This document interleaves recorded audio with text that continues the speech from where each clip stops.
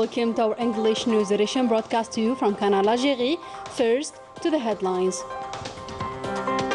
The President of the Republic, Abdelhamid Tebboune, highlights in a message the lofty values of Algeria's outstanding scholar and reformer Abdulhamid bin Badiz on the occasion of the Knowledge Day.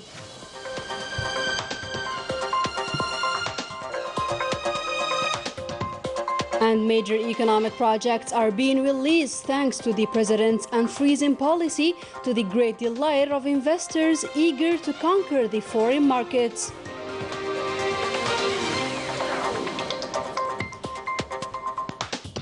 The situation is tense in the Palestinian territories following the dawn entry of Zionists to the mosque compound, and Algeria condemns this move and calls for the protection of Palestinians.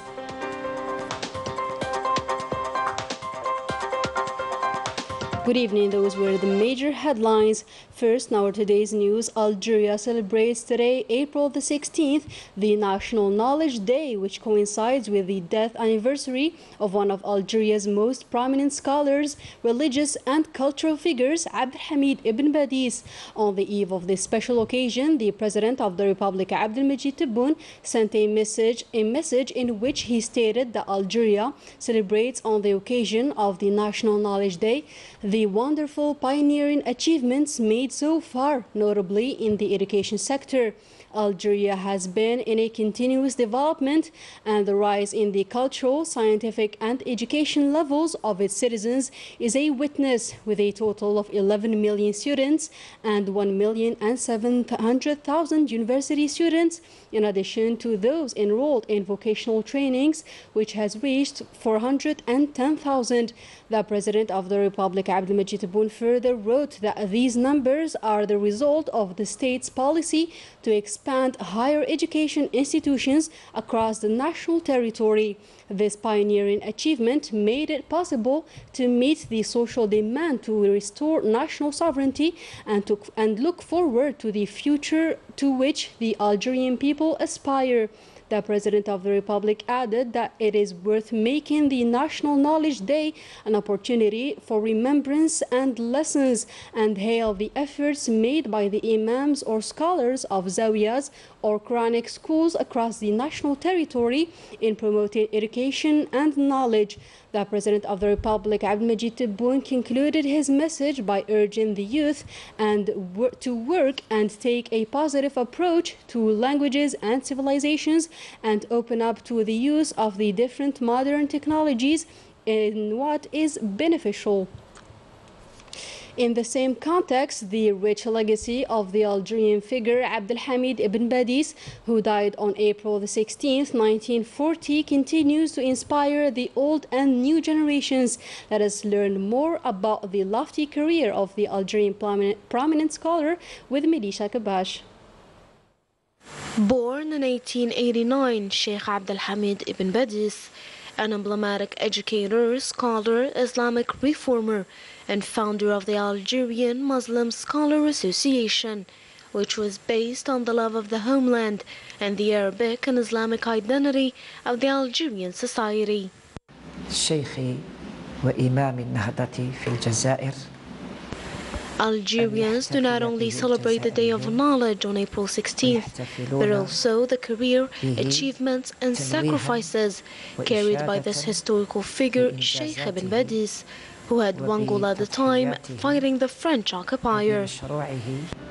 الذي أسسه لمواجهة هذا الاحتلال الفرنسي. Ibn Badiz fought the French occupier using not only guns, but knowledge as well.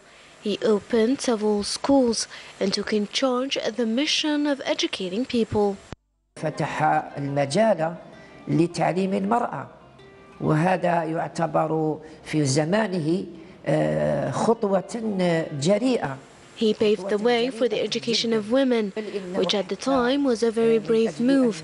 He devoted all his energy in convincing Algerian families to enroll their daughters in schools founded by scholars. And at the end, Ibn Badiz succeeded in creating a big, modern and reformist school.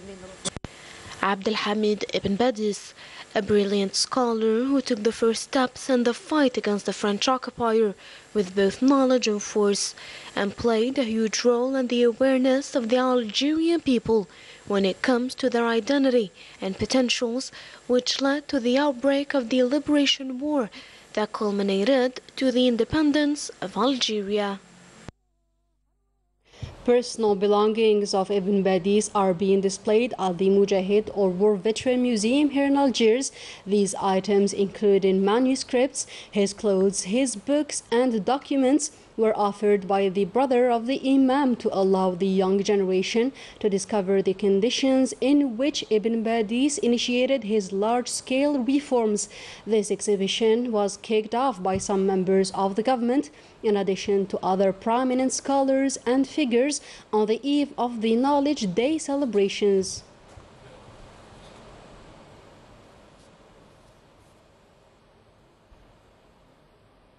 In other news and concerning local economy, the lifting of the freeze on several investment projects has created a different working atmosphere and now encourages investors to conquer the foreign markets. More insight with Melissa Kebash.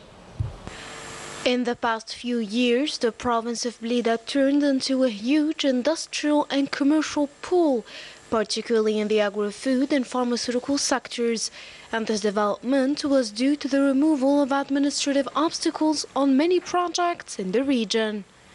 The unfreeze of numerous projects in the region encouraged several investors and developed national production, which helped us move towards exportation. Thanks to the facilitations granted by the state, we have been able to develop quality products. I can tell you that the Algerian market is searching for quality products at reasonable prices. During his inspection visit in the province of Blida, the Minister of Industry, Ahmed Zaghdar, inspected various factories after obtaining their authorizations. Following the President of the Republic's instructions, this visit aims at reviewing the various establishments that have permanently been stopped, knowing that we have 51 released projects. It is worth mentioning that 834 investment projects at the national level have been released, which allowed the creation of no less than 30,000 job positions. In another development, and according to a communiqué released by the Ministry of Foreign Affairs, Algeria strongly condemns the serious attacks against Palestinians which took place on Friday in Al-Aqsa Mosque.